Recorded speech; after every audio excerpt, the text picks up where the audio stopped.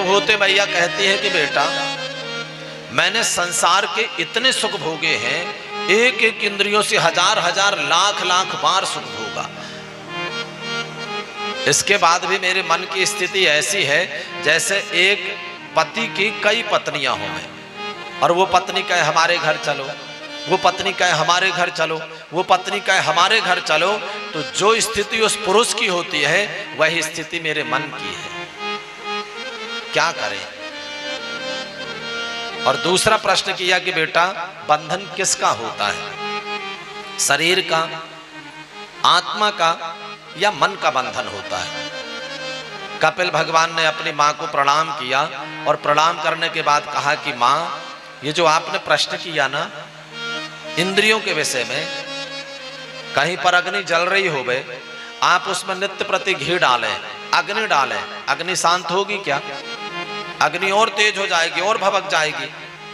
अगर अग्नि को शांत करना है तो उसमें लकड़ी डालना बंद कर दे, उसमें घी डालना बंद कर दे, धीरे धीरे धीरे धीरे अग्नि समाप्त हो जाएगी।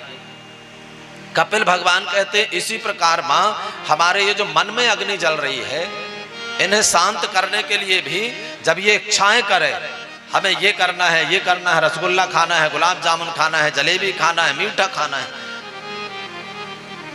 तो इंद्रियों को वो सुख देना धीरे धीरे बंद कर दे।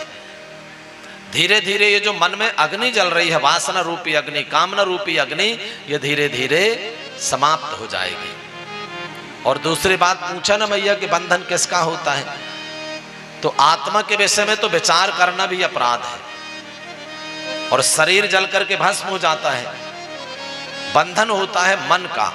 हमने मन से मान लिया ना कि हमारी माता जी हैं, बंधन में बंध गए। आपने मान लिया ना कि हमारी बहन जी हैं, बंधन में बंध गए। आपने मान लिया कि हमारे भाई साहब हैं, बंधन में बंध गए। बंधन मन का होता है माई बाप। इसलिए मन को संसार से हटा करके भगवान के चरणों में समर्पित करें, क्योंकि मन भगवत भजन में लगा रहेगा भैया, संसार में उसी में कल्याण होने वाला है। संत जन कहते हैं, कपिल भगवान ने अपनी माँ से कहा कि माँ, इसलिए मन को संसार से हटा करके भगवत चरणारविंदों में समर्पित करें।